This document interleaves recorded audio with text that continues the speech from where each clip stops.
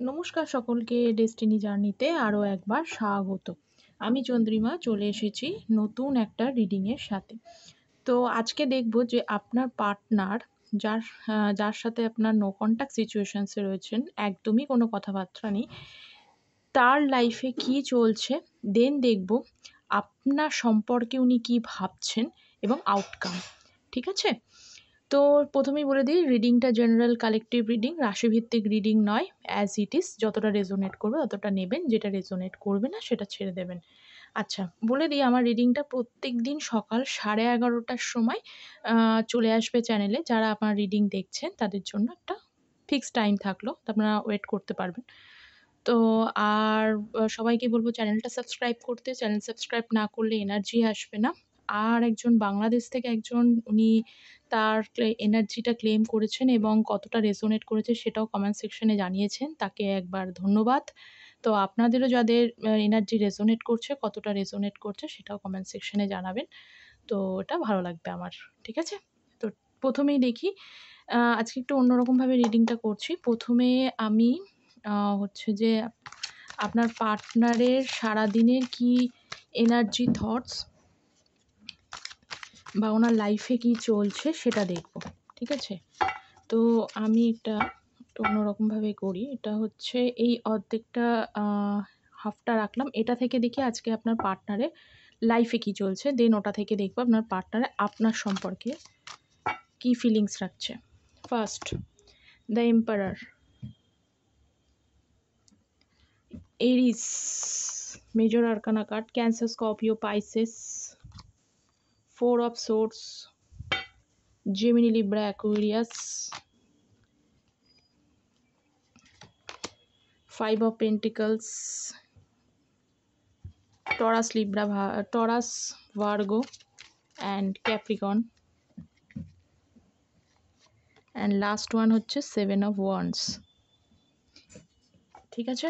এরিস, Leo, Sagittarius, bottom of the deck যে হচ্ছে যে জেমিনি, লিব্রা, অ্যাকুয়ারিয়াস। ঠিক আছে?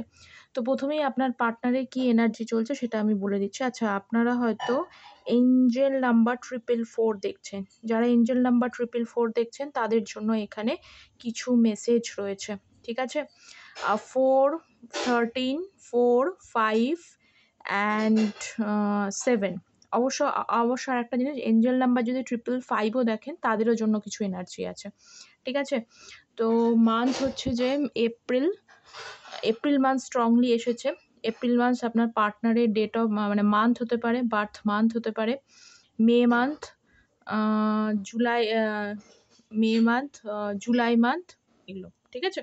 তো প্রথমেই দেখুন আপনার পার্টনারের না, যেটা আমি এনার্জিটা দেখতে পাচ্ছি, উনি বর্তমানে কিন্তু একটা সময় ছিল কি, উনি একটু ইগোইস্টিক, জিদ্দি নেচারের ছিল, ম্যানুপুলেটিভ, কন্ট্রোলিভ, মানে হচ্ছে যে উনি যেভাবে চাইবেন সেইভাবে জিনিসটা ক্যারি ফরওয়ার্ড করতে হবে, নইলে আপনার সাথে সম্পর্ক নষ্ট করে দেবেন। তো এই ভেবে আপনাদের সম্পর্কটা নষ্ট হয়েছে। একটা সময় আপনি ওনার পিছনে খুব চেস করেছেন এবং আপনাকে উনি কি করেছেন, টোটালি ইগনোর করে চলে গেছেন। অনেকের ক্ষেত্রে আপনি চেস করে গেছেন, উনি আপনাকে ইগনোর করেছে।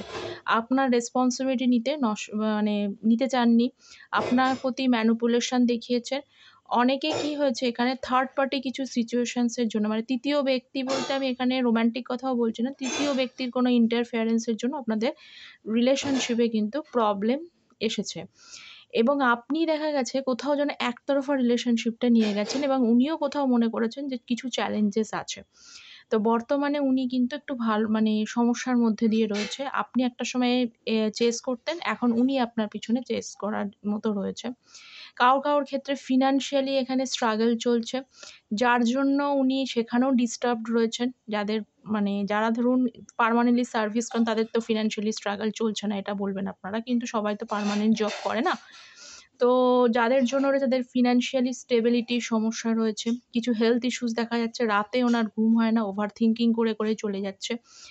তো আপনাকে এখন উনি যে ম্যানিপুলেশন, ডমিনেটিং, কন্ট্রোলিভ, ইগোইস্টিক যে নেচারটা ছিল সেটা ধীরে ধীরে কুইন অফ কাপস একটুখানি কি হয়েছে যে ইমোশনাল এনার্জিতে কিন্তু ট্রান্সফার হচ্ছে এবং আপনার যে গুরুত্ব সেটা উনি বুঝতে পারছেন।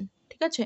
আপনার গুরুত্বটা অনেক বোঝার চেষ্টা করছেন এবং মনে করছেন যে আপনি ওনাকে না যখন চেয়েছেন, যেভাবে চেয়েছেন সময় দিয়েছেন, আ মানে আপনার অ্যাভেলেবল থেকেছেন। এই হলো আপনার পার্টনারের এখন বর্তমান এনার্জি, কি চলছে ওনার লাইফে। এবার দেখব আপনার পার্টনারে আপনার সম্পর্কে কি ইমোশন, ফিলিংস, থটস আছে। ঠিক আছে? আপনার ব্যাপারে। First wheel of fortune, second হ্যাংম্যান, 4 of cups, 6 of swords and 3 of cups। দেখি প্রথমেই আমি বলে দিচ্ছি আপনার সাথে উনি রিউনিয়ন করতে চায়। ঠিক আছে? চ্যালেঞ্জেস যেমনই থাক, bottom of the day 4 of wands, challenges যেমনই থাক উনি কিন্তু আপনার সাথে রিউনিয়ন করতে চায়। আপনার সাথে একটা হচ্ছে যে পুরোপুরি ইউনিয়নটা করতে চায়। কিন্তু সেখানে কিন্তু উনি একটু চ্যালেঞ্জেস দেখতে পাচ্ছে। কারণ যে জিনিসগুলো উনি করেছেন আপনার সাথে উনি বুঝতে পারছেন সেটা ঠিক হয়নি এবং একতরফা উনি একটু ভাগ্যের ওপরেও ছেড়ে দিয়েছেন। ঠিক আছে? উনি ভাবছেন যে এখন যদি আপনাকে হচ্ছে প্রথমত কনফিউজড রয়েছেন, যে কনফিউশন এনার্জিতে রয়েছেন যে আপনি কি এখন আপনাকে যদি অফার করি তাহলে আপনি কি সেটা অ্যাকসেপ্ট করবেন? আর কারণ সামনে তো একটু চ্যালেঞ্জেস রয়েছে। ঠিক আছে? কারণ একতরফা আপনি হয়তো আগেও বললাম, আপনি হয়তো একতরফা এই রিলেশনশিপটাকে ক্যারি ফরওয়ার্ড ওনার দিক থেকেও রিলেশনশিপ একদম ছিল না বলব না, কিন্তু বেশিটা আপনার দিক থেকে ছিল। তো সেই জন্য উনি মনে করছেন যে এখন যদি আপনাকে আরও একবার যদি অফার করি তাহলে আপনি কি শুনবেন? নাও তো শুনতে পারেন। সেই জন্য কি হয়েছে, হ্যাংম্যান এনার্জিতে, কনফিউজড এনার্জিতে রয়েছেন এবং সম্পূর্ণ ভাগ্যের হাতে জিনিসটাকে সমর্পণ করে দিয়েছেন। ঠিক আছে? ইউনিয়ন তো চায় কিন্তু কোথাও বার্ডেন ফিল করছে। কিভাবে করব? স্টাক সিচুয়েশনস এর মধ্যে রয়েছে। কিভাবে করব বুঝে উঠতে পারছে না। এই ছিল আপনার জন্য ফিলিংস। এবার দেখব আপনার জন্য সম্পূর্ণ কার্ডটা থেকে দেখছি আপনার জন্য কি আউটকাম বা গাইডেন্স আসছে। ঠিক আছে? ওকে, এটা হচ্ছে guide me. Okay, 7 of swords and 2 of cups. ঠিক আছে। Bottom of the day night of pentacles. দেখুন আপনি ভালো এখনও ওনাকে বাসেন, যেটা দেখতে পাচ্ছি আপনি এখনও ওনাকে ভালোবাসেন। ইউনিভার্সের থেকে এই গাইডেন্সটাই আছে।